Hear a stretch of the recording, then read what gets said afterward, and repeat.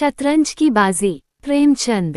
कहानी 1856 के अवध नवाब वाजिद अली शाह के दो अमीरों के इर्द गिर्द घूमती है। ये दोनों खिलाड़ी शतरंज खेलने में इतने व्यस्त रहते हैं कि उन्हें अपने शासन तथा परिवार की भी फिक्र नहीं रहती। इसी की पृष्ठभूमि में अंग्रेजों की सेना अवध पर चढ़ाई कर देती है। एक नवाब वाजिद अली शाह का जमाना था। लखनऊ ऐशो इशरत के रंग में डूबा हुआ था। छोटे बड़े अमीरों गरीब सब रंग रलियां मना रहे थे। कहीं निशात की महफिलें आरास्ता थीं। कोई अफ्यून की पीनट के मजे लेता था। जिंदगी के हर एक शोबे में रिंदी ओ मस्ती का जोर था। उमूरे सियासत में, शेर ओ सुखन में, तर्ज़े मुआशरत में, सनत ओ हिरफत में, तिजारत और तबादला में, सभी जगह नफ्स परस्ती की दुहाई थी। अराकीन सल्तनत मई खोरी के गुलाम हो रहे थे। शोरा बोसाओ कनार में मस्त, अहले हरफा कलाबत्तू और चिकन बनाने में, अहले सैफ्तीतर बाजी में, अहले रोजगार सुरमाओ मिस्सी इत्रो तेल की खरीदो फ्रोख्त का दिलदादा। गज सारा मुल्क नफ्स परवरी की बेड़ियों में जकड़ा हुआ था। सबकी आंखों में सागर और जाम का नशा छाया हुआ था। दुनिया में क्या हो रहा है? इल्म और हिकमत किन किन ईजादों में मसरूफ है? बहर और बर पर मगरबी अक़वाम किस तरह हावी होती जाती हैं, इसकी किसी को खबर न थी। बटेर लड़ रहे हैं, तीतरों में पालियां हो रही थीं, कहीं चौसा हो रही है। पौ बारा का शोर मचा हुआ है, कहीं शतरंज के मार्के छिड़े हुए हैं। फौजें ज़ेरो ज़बर हो रही हैं। नवाब का हाल इससे बदतर था। वहाँ गत्तों और तालों की ईजाद होती थी। खित्ता-ए नफ्स के लिए नए लटके नए नए नुस्खे सोचे जाते थे। यहाँ तक कि फ़क्र खैरात के पैसे पाते तो रोटियां खरीदने की बजाय मदक और चंडू के मज़े लेते थे। राइस ज़ादे हाजिर जवाबी और बज़ला संजी की तालीम हासिल करने के लिए अरबाब-ए निशात से कलम बंद करते थे। फ़िक्र को जौलां, अक्ल को रसा और ज़हन को तेज़ करने के लिए शतरंज कीमिया समझा जाता था। अब भी इस कौम के लोग कहीं कहीं मौजूद हैं, जो इस दलील को बड़े शदो-मद से पेश करते हैं। इसलिए अगर मिर्ज़ा सज्जाद अली और मीर रोशन अपनी ज़िंदगी का बेशतर हिस्सा अक्ल को तेज़ करने में सर्फ किया करते थे, तो किसी ज़ी फ़हम को एतराज़ करने का मौका न था। हाँ, जेहला उन्हें जो चाहे समझें। दोनों साहिबों के पास मौरूसी जागीरें थीं। फ़िक्रे माश से आज़ाद थे। आखिर और करते ही क्या? तुलुए सहर होते ही दोनों साहिब नाश्ता करके बिसात पर बैठ जाते, मुहरे बिछा लेते और अक्ल को तेज़ करना शुरू कर देते थे। फिर उन्हें खबर न होती थी कि कब दोपहर हुआ, कब सहपहर और कब शाम। घर से बार बार आदमी आकर कहता था, खाना तैयार है। यहाँ से जवाब मिलता था, चलो आते हैं। दस्तरख्वान बिछाओ, मगर शतरंज के सामने कोरमे और पुलाव के मज़े भी फीके थे। यहाँ तक कि बावर्ची मजबूर होकर खाना कमरे में ही रख जाता था और दोनों दोस्त दोनों काम साथ साथ करके अपनी बारीक नज़री का सबूत देते थे। कभी कभी खाना रखा ही रह जाता, उसकी याद ही न आती थी। मिर्ज़ा सज्जाद अली के मकान में कोई बड़ा बूढ़ा ना था, इसलिए उन्हीं के दीवानखाने में मार्का आराइयाँ होती थीं। मगर इसके ये मानी नहीं है कि मिर्ज़ा के घर के और लोग इस मशगले से खुश थे। हरगिज़ नहीं। मोहल्ले के, घर के नौकर चाकरों में, मोहरियों मामाओं में बड़ी हासिदाना हर्फगिरियाँ होती रहती थीं। बड़ा मनहूस खेल है, घर को तबाह करके छोड़ता है। खुदा न करे कि किसी को इसकी चाट पड़े। आदमी न दीन के काम का रहता है, न दुनिया के काम का, बस उसे धोबी का कुत्ता समझो, घर का न घाट का, बुरा मर्ज है। सितम ये था कि बेगम साहिबा भी आए दिन इस मशगले के खिलाफ सदा एहतिजाज बुलंद करती रहती थीं। हालांकि उन्हें इसके मौके मुश्किल से मिलते। वो सोती ही रहती थीं कि उधर बाजी जम जाती थी, रात को सो जाती थीं। तब कहीं मिर्ज़ा जी घर में आते थे। हाँ, जोलाहे का गुस्सा दाढ़ी पर उतारा करती थीं, नौकरों को झिड़कियाँ दिया करतीं। क्या मियाँ ने पान मांगे हैं? कह दो आकर ले जाएं। क्या पाँव में मेहंदी लगी हुई है? क्या कहा, अभी खाने की फुर्सत नहीं है। खाने ले जाकर सर पर पटक दो। खाएं या कुत्तों को खिलाएं, यहाँ उनके इंतज़ार में कौन बैठा रहेगा। मगर लुत्फ़ ये था कि उन्हें अपने मियाँ से इतनी शिकायत न थी जितनी मीर साहब से। वो मीर साहब को निखट्टू, बिगाड़ू, टुकड़ेखोर वगैरह नामों से याद किया करती थीं। शायद मिर्जा जी भी अपनी प्रीत के इजहार में सारा इल्जाम मीर साहब ही के सर डाल देते थे। एक दिन बेगम साहिबा के सर में दर्द होने लगा तो मामा से कहा, जाकर मिर्जा जी को बुला ला, किसी हकीम के यहाँ से दवा ला दें। दौड़, जल्दी कर, सर फटा जाता है। मामा गई तो मिर्जा जी ने कहा, चल अभी आते हैं। बेगम साहिबा को इतनी ताब कहाँ कि उनके सर में दर्द हो और मियाँ शतरंज खेलने में मसरूफ हों। चेहरा सुर्ख हो गया और मामा से कहा, जाकर कह अभी चलिए वरना वो खुद हकीम साहब के पास चली जाएंगी। कुछ उनके आंखों देखा रास्ता नहीं है। मिर्जा जी बड़ी दिलचस्प बाजी खेल रहे थे। 2 ही किश्तों में मीर साहब की मात हुई जाती थी। बोले, क्या ऐसा दम लबों पर है, जरा सब्र नहीं आता। हकीम साहब छू मंतर कर देंगे कि उनके आते ही आते दर्दे सर रफा हो जाएगा। मीर साहब ने फरमाया, अरे जाकर सुन ही आइए न, औरतें नाजुक मिजाज होती ही हैं। मिर्जा जी, हाँ क्यों न चला जाऊं, 2 किश्तियों में मीर साहब की मात हुई जाती है। मीर साहब जी इस भरोसे न रहिएगा, वो चाल सोची है कि आपके मुहरे धरे के धरे रह जाएं और मात हो जाएगी। पर जाइए सुनाइए, क्यों ख्वाह मख्वाह जरा सी बात के लिए उनका दिल दुखाएगा। मिर्जा जी चाहता है इस बात पर मात कर दूं। मीर साहब, मैं खेलूंगा ही नहीं, आप पहले जाकर सुनाएं। मिर्जा जी, अरे यार जाना पड़ेगा हकीम के यहाँ, दर्द वर्द खाक नहीं है, मुझे दिक करने का हिला है। मीर साहब, कुछ भी हो उनकी खातिर करनी ही पड़ेगी। मिर्जा जी, अच्छा एक चाल और चल लूं। मीर साहब, हरगिज नहीं, जब तक आप सुन न आएंगे मोहरों को हाथ न लगाऊंगा। मिर्जा साहब मजबूर होकर अंदर गए तो बेगम साहिबा ने कराहते हुए कहा, तुम्हें निगोरा शतरंज इतना प्यारा है कि चाहे कोई मर भी जाए पर उठने का नाम नहीं। शतरंज है कि मेरी सौतन है, नौज कोई तुम जैसा निर्मोहिया हो। मिर्जा, क्या करूं, मीर साहब मानते ही न थे। बड़ी मुश्किलों से गला छुड़ाकर आया हूँ। बेगम, क्या जैसा खुद निखट्टू हैं वैसे ही दूसरों को समझते हैं। उनके भी तो बाल बच्चे हैं कि सबका सफाया कर दिया। मिर्जा, बड़ा इल्लती आदमी है, जब आकर सर पर सवार हो जाता है तो मजबूर होकर मुझे भी खेलना ही पड़ता है। बेगम, धुतकार क्यों नहीं देते कुत्ते की तरह। मिर्जा, सुभान अल्लाह, बराबर के आदमी हैं। उम्र में, रुतबे में मुझसे 2 अंगुल ऊंचे मुलाहिजा करना ही पड़ता है। बेगम, तो मैं ही धुतकारे देती हूँ, नाराज हो जाएंगे। कौन मेरी रोटियां चलाते हैं, रानी रूठेंगी अपना सुहाग लेंगी। मामा से अब्बासी, शतरंज उठा ला। मीर साहब से कह देना, मियाँ अब न खेलेंगे, आप तशरीफ ले जाएं, अब फिर मुंह न दिखाएगा। मिर्जा, हाय हाय, कहीं ऐसा गजब न करना, क्या जलील कराओगी। ठहर अब्बासी, कमबख्त कहाँ दौड़ी जाती है। बेगम, जाने क्यों नहीं देते, मेरा ही खून पिए जो रोके। अच्छा उसे रोक लिया, मुझे रोक लो तो जानूं। ये कहकर बेगम साहिबा खुद झल्लाई हुई दीवानखाने की तरफ चली। मिर्जा जी का चेहरा फक हो गया, हवाइयाँ उड़ने लगीं, बीवी की मिन्नतें करने लगे, खुदा के लिए तुम्हें शहीद करबला की कसम, मेरी मैयत देखे जो उधर कदम रखे। लेकिन बेगम साहिबा ने एक नमा नी दीवानखाने के दरवाजे तक गईं। यकायक ना महरम के रूबरू बेनकाब जाते हुए पैर रुक गए। वहीं से अंदर की तरफ झांका, हुस्ने इत्तिफाक से कमरा खाली था। मीर साहब ने हसब ए ज़रूरत 2-4 मोहरे तब्दील कर दिए थे। उस वक्त अपनी सफाई जताने के लिए बाहर चबूतरे पर चहलकदमी कर रहे थे। फिर क्या था, बेगम साहिबा को मुंह मांगी मुराद मिली। अंदर पहुंचकर बाजी उलट दी, मुहरे कुछ तख्त के नीचे फेंके, कुछ बाहर, तब दरवाज़ा अंदर से बंद करके कुंडी लगा दी। मीर साहब दरवाजे पर तो थे ही, मुहरे बाहर फेंके जाते देखे। फिर चूड़ियों की झनकार सुनी तो समझ गए बेगम साहिबा बिगड़ गईं। चुपके से घर की राह ली। मिर्जा ने बेगम साहिबा से कहा, तुमने गजब कर दिया। बेगम, अब मुआ इधर आए तो खड़े खड़े निकाल दूं, घर नहीं चकला समझ लिया है।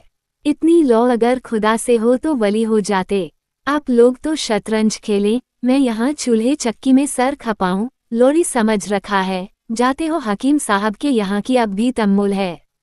मिर्ज़ा जी घर से निकले तो हकीम साहब के यहाँ के बदले मीर साहब के घर पहुँचे तो माजरत आमेज़ लहजे में बदिले पुरदर्द माजरा कह सुनाया। मीर साहिब हंसकर बोले, इतना तो मैं उसी वक्त समझ गया था जब दर्दे सर का पैगाम मामा लाई थी कि आज आसार अच्छे नहीं हैं, मगर बड़ी गुस्सेवार मालूम होती हैं। उफ़, इतनी तमकनत, आपने उन्हें बहुत सर चढ़ा रखा है। ये मुनासिब नहीं, उन्हें इससे क्या मतलब कि आप बाहर क्या करते हैं। खानादारी का इंतज़ाम करना उनका काम है, मर्दों की बातों में दखल देने का उन्हें क्या मजाल। मेरे यहाँ देखिए, कभी कोई छू भी नहीं करता। मिर्ज़ा, खैर अब ये बताए अब जमाव कहाँ होगा। मीर, इसका क्या गम है, इतना बड़ा घर पड़ा हुआ है, बस यहीं जमेगी। मिर्ज़ा, लेकिन बेगम साहिबा को कैसे मनाऊंगा, जब घर पर बैठा रहता था तब तो इतनी खफगी थी, घर से चला आऊं तो शायद जिंदा न छोड़ें। मीर, अजी बकने दीजिए, 2-4 दिन में खुद ब खुद सीधी हो जाएंगी। हाँ, आप भी जरा तन जाइए। 2 मीर साहब की बेगम साहिबा किसी वजह से मीर साहब का घर से गायब रहना ही पसंद करती थीं, इसलिए वो उनके मशगला तफरीह का मुतलक गिला न करती थीं, बल्कि कभी कभी उन्हें जाने में देर हो जाती या कुछ अलकसाते तो उन्हें आगाह कर दिया करती थीं। इन वजूहात से मीर साहब को गुमान हो गया था कि मेरी बेगम साहिबा निहायत खलीक मुतहम्मिल मिजाज और इफ़्फ़त कश हैं। लेकिन जब उनके दीवानखाने में बिसात बिछने लगी और मीर साहब की दायमी मौजूदगी से बेगम साहिबा की आज़ादी में हर्ज पैदा होने लगा तो उन्हें बड़ी तशवीश दामनगीर हुई। दिन के दिन दरवाज़ा झांकने को तरस जाती थीं, सोचने लगी कि उनकर ये बला सर से टले। उधर नौकरों में भी ये कानाफूसी होने लगी। अब तक दिन भर पड़े पड़े खर्राटे लेते थे, घर में कोई आए कोई जाए, उनसे मतलब था न सरोकार, मुश्किल से 2-4 दफ़ा बाजार जाना पड़ता। अब 8 पहर की धौंस हो गई, कभी पान लगाने का हुक्म होता, कभी पानी लाने, कभी बर्फ लाने का, कभी तंबाकू भरने का।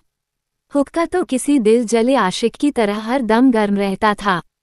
सब जाकर बेगम साहिबा से कहते, हुजूर मियाँ का शतरंज तो हमारे जी का जंजाल हो गया, दिन भर दौड़ते दौड़ते पैरों में छाले पड़ जाते हैं। ये भी कोई खेल है कि सुबह को बैठे तो शाम कर दी, घड़ी 2 घड़ी खेल लिया, चलो छुट्टी हुई। और फिर हुजूर तो जानती हैं कि कितना मनहूस खेल है, जिसे उसकी चाट पड़ जाती है कभी नहीं पनपता। घर पर कोई ना कोई आफत जरूर आती है, यहाँ तक कि एक के पीछे मोहल्ले तबाह होते देखे गए हैं। मोहल्ले वाले हर दम हम ही लोगों को टोका करते हैं, शर्म से गड़ जाना पड़ता है। बेगम साहिबा कहती, मुझे तो ये खेल खुद एक आंख नहीं भाता, पर क्या करूं, मेरा क्या बस है। मोहल्ले में 2-4 बड़े बूढ़े थे, वो तरह तरह की बदगुमानियां करने लगे। अब खैरियत नहीं, हमारे रईसों का ये हाल है तो मुल्क का खुदा ही हाफिज है, ये सल्तनत शतरंज के हाथों तबाह होगी। लक्षण बुरे हैं, मुल्क में वावैला मचा हुआ था, रियाया दिन दहाड़े लुटती थी पर कोई उसकी फरियाद सुनने वाला न था। देहातों की सारी दौलत लखनऊ में खींची चली आती थी और यहाँ सामान्य ऐश के बहम पहुँचाने में सर्फ हो जाती थी। भाड़, नक्काल, कथक, अरबाब निशात की गर्म बाजारी थी। साकिनों की दुकानों पर अशरफियाँ बरसती थीं, राइसज़ादे एक एक दम की एक एक अशरफी फेंक देते थे। मसारिफ का ये हाल और अंग्रेज़ी कंपनी का कर्जा रोज़ ब रोज़ बढ़ता जाता था, उसकी अदायगी की किसी को फिक्र न थी, यहाँ तक कि सालाना खिराज भी अदा न हो सकता था। रेजिडेंट बार बार ताकीदी खुतूत लिखता, धमकियाँ देता, मगर यहाँ लोगों पर नफ्स परवरी का नशा सवार था, किसी के कान पर जूं न रेंगती थी। खैर, मीर साहिब के दीवानखाने में शतरंज होते कई महीने गुजर गए, नित नए नक्शे हल किए जाते, नए नए किले तामीर होते और मिस्मार किए जाते। कभी कभी खेलते खेलते आपस में झड़प हो जाती, तू मैं की नौबत पहुंच जाती, पर यह शुक्र रंजियां बहुत जल्द रफा हो जाती थीं। कभी ऐसा भी होता कि मिर्ज़ा जी रूठकर अपने घर चले जाते, मीर साहब बिसात उठाकर अपने घर में आ बैठते और कस्में खाते कि अब शतरंज के नज़दीक न जाएंगे, मगर सुबह होते ही दोनों दोस्त फिर मिल बैठते। नींद सारी बदमज़गियों को दूर कर देती थी। एक दिन दोनों अहबाब बैठे शतरंज के दलदल में गोते खा रहे थे कि शाही रिसाले का एक सवार वर्दी पहने असलहे से लैस मीर साहब का नाम पूछता आ पहुंचा। मीर साहब के हवास उड़े, औसान खता हो गए। खुदा जाने क्या बला सर पर आई। घर के दरवाजे बंद कर लिए और नौकरों से कहा, घर में नहीं है। सवार ने कहा, घर में नहीं है तो कहाँ है? कहीं छिपे बैठे होंगे। खिदमतगार, मैं यह नहीं जानता, घर में से यही जवाब मिला है। क्या काम है? सवार, काम तुझे क्या बताऊं, हुजूर में तलबी है। शायद फौज के लिए कुछ सिपाही मांगे गए हैं। जागीरदार हैं कि मजाक है? खिदमतगार, अच्छा तशरीफ ले जाए, कह दिया जाएगा। सवार, कहने सुनने की बात नहीं, मैं कल फिर आऊंगा और तलाश करके ले जाऊंगा। अपने हमरा हाजिर करने का हुक्म हुआ है। सवार तो चला गया। मीर साहिब की रूह फना हो गई। कांपते हुए मिर्जा जी से बोले, अब क्या होगा?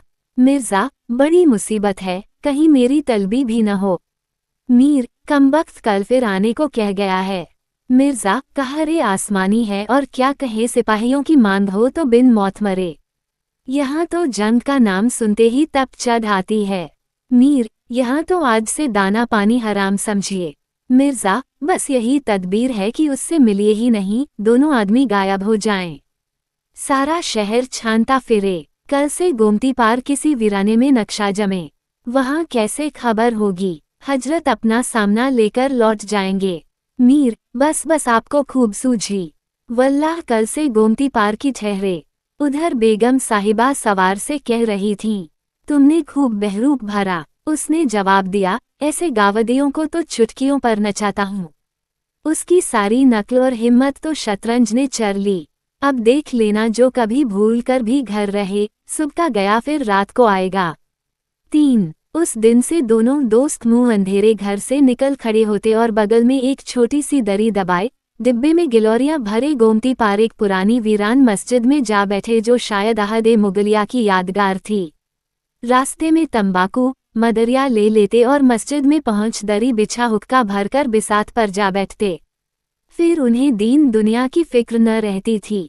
किश्त शाह पीट लिया, इन अल्फाज के सिवा उनके मुंह से और कोई कलमा न निकलता था। कोई चिल्लाकश भी इतने इस्तिगराक की हालत में न बैठता था। दोपहर को जब भूख मालूम होती तो दोनों हजरत गलियों में होते हुए किसी नानबाई की दुकान पर खाना खा लेते और चिलम हुक्का पीकर फिर शतरंजबाजी। कभी कभी तो उन्हें खाने की सुध न रहती थी। उधर मुल्क में सियासी पेचीदगियां रोज बरोज पेचीदा होती जाती थीं। कंपनी की फौजें लखनऊ की तरफ बड़ी चली आती थीं। शहर में हलचल मची हुई थी। लोग अपने अपने बाल बच्चों को लेकर देहातों में भागे जा रहे थे। पर हमारे दोनों शतरंजबाज दोस्तों को गमे दुस्त और गमे काला से कोई वास्ता न था। वो घर से चलते तो गलियों में हो जाते, कहीं किसी की निगाह पड़ जाए। मोहल्ले वालों को भी उनकी सूरत न दिखाई देती थी। यहाँ तक कि अंग्रेजी फौजें लखनऊ के करीब पहुँच गईं। एक दिन दोनों अहबाब बैठे बाजी खेल रहे थे। मीर साहिब की बाजी कुछ कमज़ोर थी। मिर्ज़ा साहब उन्हें किश्त पर किश्त दे रहे थे कि दफ़ा तन कंपनी की फौज सड़क पर से आती हुई दिखाई दी। कंपनी ने लखनऊ पर तसर्रुफ करने का फैसला कर लिया था। कर्ज की मिल्लत में सल्तनत हज़्म कर लेना चाहती थी। वही महाजनी चाल चली जिससे आज सारी कमज़ोर कौमें पाबज़ंजीर हो रही हैं। मीर साहब, अंग्रेज़ी फ़ौजें आ रही हैं। मिर्ज़ा, आने दीजिए, किश्त बचाइए, ये किश्त। मीर, ज़रा देखना चाहिए। आड़ से देखें कैसे कवि है, कल जवान है, देखकर सीना थर्राता है। मिर्ज़ा, देख लीजिएगा, क्या जल्दी है। फिर किश्त। मीर, तोपखाना भी है, कोई 5000 आदमी होंगे। सुर्ख चेहरा जैसे लाल बंदर। मिर्ज़ा, जनाब हिले न कीजिए, ये किश्त। मीर, आप भी अजीब आदमी हैं, ख्याल तो कीजिए, शहर का मुहासरा हो गया तो घर कैसे चलेंगे। मिर्ज़ा, जब घर चलने का वक्त आएगा तो देखी जाएगी, ये किश्त और मात। फौज निकल गई। यारों ने दूसरी बाजी बिछा दी। मिर्ज़ा जी बोले, आज खाने की कैसी रहेगी। मीर, आज रोज़ा है क्या, आपको ज़्यादा भूख लगी है। मिर्ज़ा, जी नहीं, शहर में ना मालूम क्या हो रहा होगा। मीर, शहर में कुछ नहीं हो रहा होगा, लोग खाने से फारिग होकर आराम कर रहे होंगे। हुजूर जाने आलम भी इस्तिराहत फरमाते होंगे या शायद सागर का दौर चल रहा होगा। अब के दोनों दोस्त खेलने बैठे तो 3 बज गए। अब के मिर्जा जी की बाजी कमजोर थी। इसी असना में फौज की वापसी की आहट मिली। नवाब वाजिद अली शाह माजूल कर दिए गए थे और फौज उन्हें गिरफ्तार किए लिए जाती थी। शहर में कोई हंगामा न हुआ, न कुछ तो खून, यहाँ तक कि किसी जांबाज ने एक कतरा खून भी न बहाया। नवाब घर से इस तरह रुखसत हुए जैसे लड़की रोती पीटती ससुराल जाती बेग में रोई। नवाब रोए, मामाएं मुगलानियां रोईं और बस सल्तनत का खात्मा हो गया। अज़ल से किसी बादशाह की माजूली इतनी सुलामेज़, इतनी बेज़रा न हुई होगी। कम अज़ कम तारीख में इसकी नज़ीर नहीं। ये वो अहिंसा न थी जिस पर मलाइक खुश होते हैं। ये वो पस्त हिम्मती, वो नामर्दी थी जिस पर देवियां रोती हैं। लखनऊ का फरमा रवा कैदी बना चला जाता था और लखनऊ ऐश की नींद में मस्त था। ये सियासी जवाल की इंतहाई हद थी। मिर्जा ने कहा, हुजूर आला को जालिमों ने कैद कर लिया है। मीर होगा, आप कोई काजी हैं, ये लीजिए शाह। मिर्जा, हजरत जरा ठहरिए। इस वक्त बाजी की तरफ तबीयत नहीं माइल होती। हुजूर आला खून के आंसू रोते जाते होंगे। लखनऊ का चराग आज गुल हो गया। मीर, रोना ही चाहिए। ये है शाह कैदे फिरंग में कहाँ मयस्सर ये शाह। मिर्जा, किसी के दिन हमेशा बराबर नहीं जाते, कितनी सख्त मुसीबत में है बलाए आसमानी। मीर, हाँ है ही। फिर किश्त बस दूसरी किश्त में मात है, बच नहीं सकते। मिर्जा, आप बड़े बेदर्द हैं। वल्लाह ऐसा हादिसा जां का देखकर आपको सदमा नहीं होता। हाय हुजूर जानिया, लम के बाद अब कमाल का कोई कद्रदान न रहा। लखनऊ वीरान हो गया। मीर, पहले अपने बादशाह की जान बचाए फिर हुजूरे पुर नूर का मातम कीजिए। ये किश्त और मात, लाना हाथ। नवाब को लिए हुए फौज सामने से निकल गई। उनके जाते ही मिर्जा जी ने नई बाजी बिछा दी। हार की चोट बुरी होती है। मीर साहब ने कहा, आइए नवाब साहब की हालत जार पर एक मरसिया कह डालें। लेकिन मिर्जा जी की वफादारी और इताअतशारी अपनी हार के साथ गायब हो गई थी। वो शिकस्त का इंतकाम लेने के लिए बेसब्र हो रहे थे। 4 शाम हो गई। मस्जिद के खंड में चमगादड़ों ने अजान देना शुरू कर दी। अबाबिलें अपने अपने घोंसलों से चिमटकर नमाज मगरिब अदा करने लगीं। पर दोनों खिलाड़ी बाजी पर डटे हुए थे, गोया वो खून के प्यासे सूरमा मौत की बाजी खेल रहे हों। मिर्जा मुतवातिर 3 बाजियां हार चुके थे, अब चौथी बाजी का भी रंग अच्छा न था। वो बार बार जीतने का मुस्तकिल इरादा करके खूब संभल कर तबीयत पुरजोर दे देकर खेलते थे, लेकिन एक न एक चाल ऐसी खराब पड़ जाती थी कि सारी बाजी बिगड़ जाती। उधर मीर साहब गज़लें पढ़ते थे, ठुमरियां गाते थे, चुटकियां लेते थे, आवाजें कसते थे, जिला और जुगत में कमाल दिखाते थे। ऐसे खुश थे गोया कोई दफीना हाथ आ गया है। मिर्जा साहब उनकी ये खुश फहमियाँ सुन सुनकर झुंझलाते थे और बार बार तेवर चढ़ाकर कहते, आप चाल न तब्दील किया कीजिए। ये क्या की चाल चले और फौरन बदल दी। जो कुछ करना हो एक बार खूब गौर करके कीजिए। जनाब, आप मुहरे पर उंगली क्यों रखे रहते हैं? मुहरे को बेलाग छोड़ दिया कीजिए। जब तक चाल का फैसला न हो जाए मुहरे को हाथ न लगाया कीजिए। हजरत, आप एक चाल आध घंटे में क्यों चलते हैं? इसकी सनद नहीं। जिसकी एक चाल में 5 मिनट से ज्यादा लगे उसकी मात समझी जाए। फिर आपने चाल बदली, मोहरा वहीं रख दीजिए। मीर साहिब का फर्जीन पिटा जाता था। बोले, मैंने चाल चली कब थी?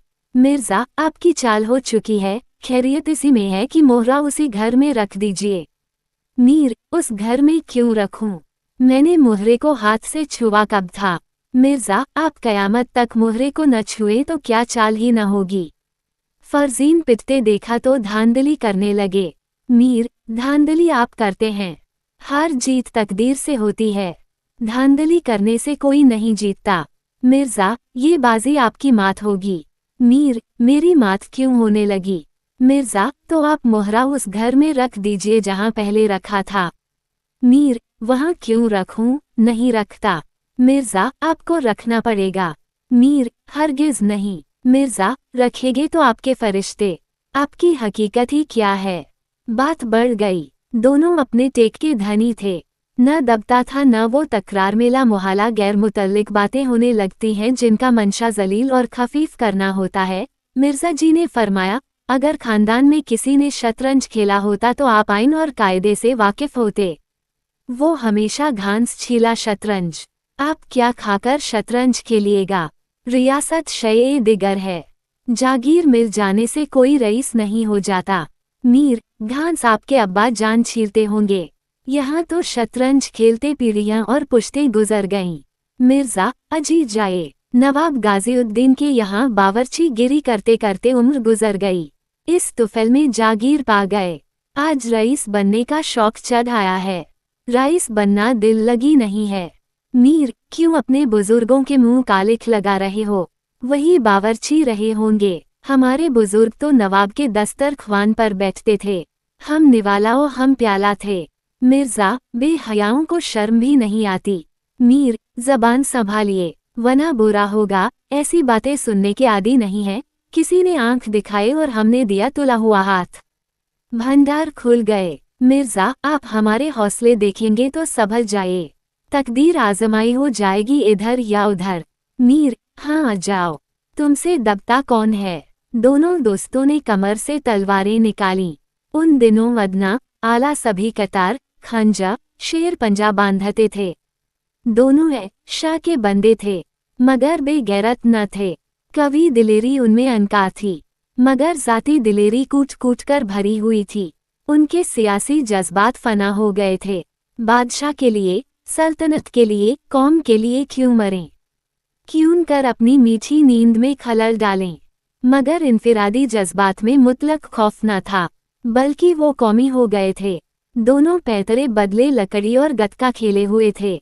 तलवारें चमकी, छपाछप की आवाज, दोनों जख्म खोर गिर पड़े। दोनों ने वहीं तड़प तड़प कर जान दे दी, अपने बादशाह के लिए जिनकी आंखों से एक बूंद आंसू की न गिरी। उन्हीं दोनों आदमियों ने शतरंज के वजीर के लिए अपनी गर्दनें कटा दी। अंधेरा हो गया था, बाजी बिछी हुई थी। दोनों बादशाह अपने अपने तख्त पर रौनक अफरोज थे। उन पर हसरत छाई हुई थी, गोया मकतूलीन की मौत का मातम कर रहे थे। चारों तरफ सन्नाटे का आलम था। खंडक की पोशीदा दीवारें और खस्ता हाल कंगूरे और सरबसुजूद मीनारून लाशों को देखते थे और इंसानी जिंदगी की बेसबाती पर अफसोस करते थे, जिसमें संगो खिश्त का सबात भी नहीं।